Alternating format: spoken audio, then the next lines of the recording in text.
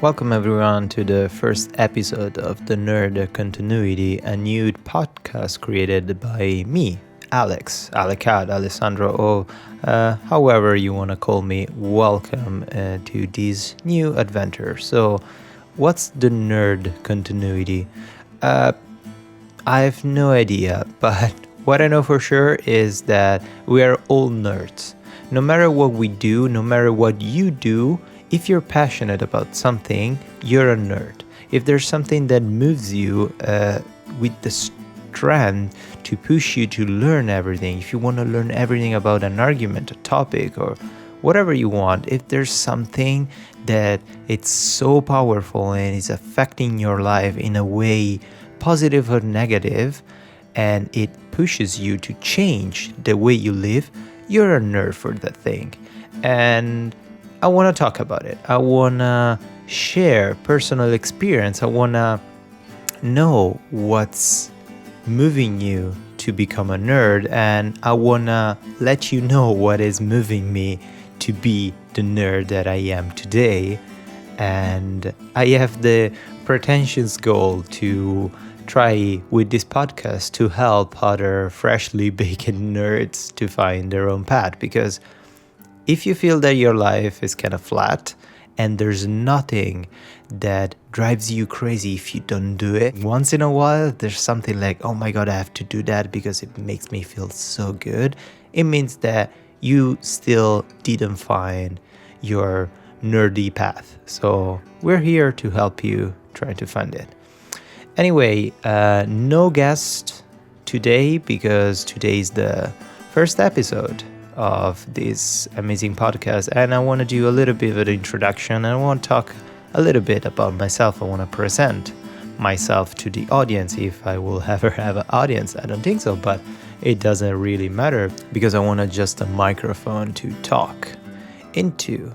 So let's start with myself. The topic of today, I could talk about myself for like hours, but I want to focus on one single topic, especially because I need a title for this episode and not just introduction. The topic of today is the struggle that I went through while I tried, and hopefully I succeed, to switch from design to development. I was a designer. I've always been an artist. I was always drawing and painting. And then at one point in my life, I decided to develop. I decided to start coding. And it was hard. That was the hardest thing that I ever did. And it was really tough. So let's start talk about me and this amazing experience that was my life.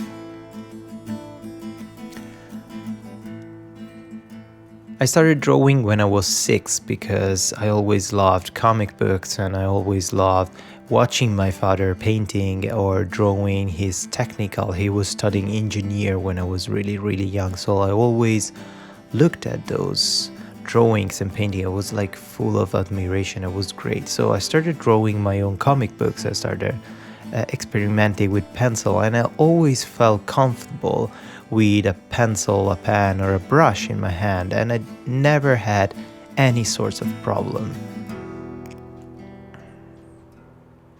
I was so into drawing that I decided to apply into an art school when I was 12, and my career, I always saw myself as an artist. So I had a pretty predefined career in my mind. Like, I want to draw, I want to become or an architect or a painter, or I want to have my own comic book series. I want to be famous and blah, blah, blah. All the dreams that everyone has once in a while, or like every day like me.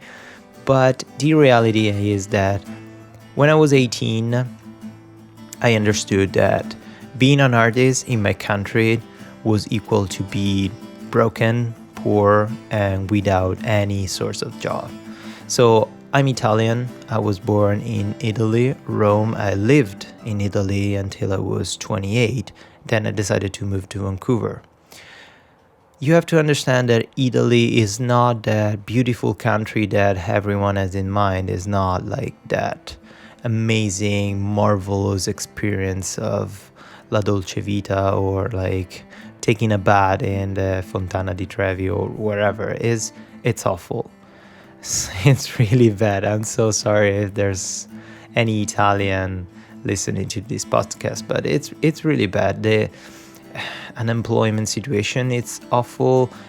There's all the things that you can imagine are not working, but the main core that pushed me out of my love for design and art, and the thing that pushed me outside definitely from that country, is that we as Italians, we completely lost the concept of beauty. We completely lost our willing to create something good, something beautiful, something functional. We lost everything we had before. We lost our commitment to create something good.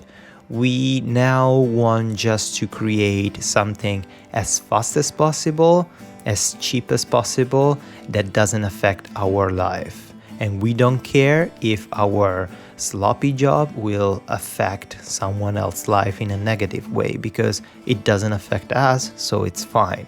That's how Italians think.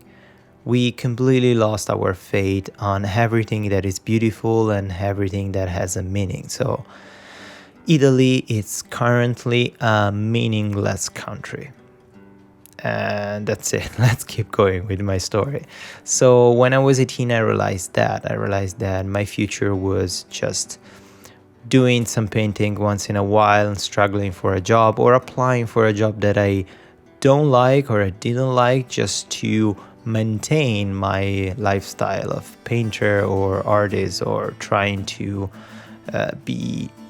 accomplish something in the art field. But it didn't work for me. I wanted to have a meaningful life. I wanted to do something to be proud of, and I wanted to do something that I love, and it would have been my job. So I was really good in designing, and a lot of friends used to ask me to design a banner or a landing page or a template page for their own website. And then I started asking, but how do you build? Like, I give you my design file, my JPEG, PNG, or PSD file. I used to work with Photoshop 7.0, was amazing. After I pass you my PSD file, how do you convert this file into an HTML page? And a lot of my friends didn't have any idea, so they used to pass those files to developers, to early developers in the early 2000s. They were like the pioneers of development. And I started getting more and more intrigued about this word. I signed up in forums, IRC channel, and I started talking with developers, and I started following tutorials and stuff. And at that point, I hit the hardest brick wall that I ever hit. It was so hard. I couldn't understand anything. It was pretty easy to understand HTML and CSS because they're pretty standard. I already knew a little bit of HTML tables. I didn't know anything about CSS, but the attributes of CSS are really similar of the color gradation or the attributes of the styling of Photoshop. So it was quite easy. But then the worst part was starting to try to write something in PHP. That was terrible.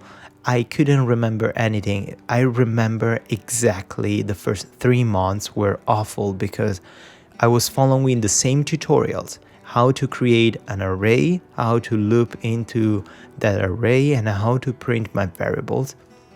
I couldn't remember a single thing. So I repeated that tutorial like every day for 3 months. It was terrible. I learned after a while, I learned that it was an actual physical thing. It was like me being frustrated and not be able to understand.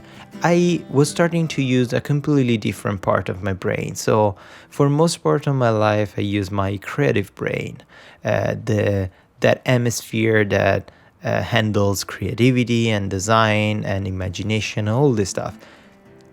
with development, with starting coding, I started using the other part of my brain, the logical part, the mathematical part. And it was freaking hard because I never fully used that part. So it was kind of stuck. The brain is like a muscle. If you don't train it every day, it's gonna get harder and harder to flex and lift whatever physical or non-physical object you want. You have to train your brain constantly every day. So passing from a design to a development field, it was just switching brain, and I didn't know how to use that part of my brain. It was terrible. After the first 3 months, something switched, something clicked in my mind, and I started getting what I was looking at and what it was all about. So I started understanding a little bit more about the logic behind PHP. I started creating my first connections with a database, and I started building my first awful web pages, but it was the best feeling ever. So it was tough. It's hard. It's never easy, but it was all worth it. Now, when I decided to leave my country, when I decided to leave Italy for Vancouver to Canada, I was in a marvelous position because it's really hard to find a good designer, a decent designer that knows also development, that is capable of develop. And I was so committed to have an amazing knowledge of development that I started studying everything in super detail. So I mostly, at this point of my life, lost a lot of design abilities in favor of development skills. I kind of regret it sometimes, especially when I have to do a logo design or I want to paint something. I still need those 2-3 hours of doodling or sketching or just playing around with shapes and colors just to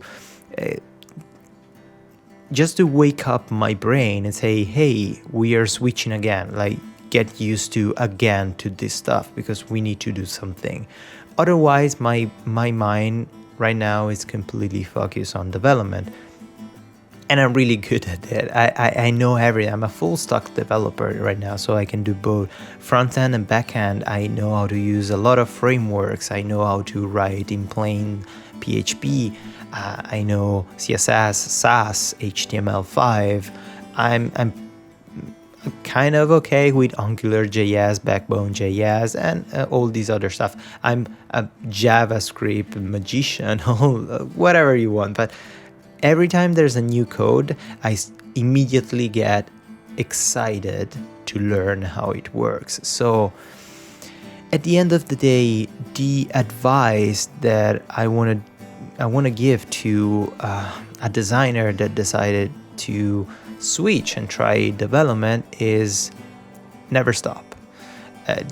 You're gonna get frustrated. You're gonna hit a lot of walls. You're gonna turn a lot of dead ends. But never stop. Never get satisfied. Never say, okay, it's not something for me, because we can do that. You can learn whatever you want. There's no limitation. It doesn't exist that it's something is not good for you. Your brain can do everything. We all have the same brain, and we can develop all the same abilities with a proper exercise and proper commitment. So you have to find that thing that excites you the most to push your brain and your imagination to the limit.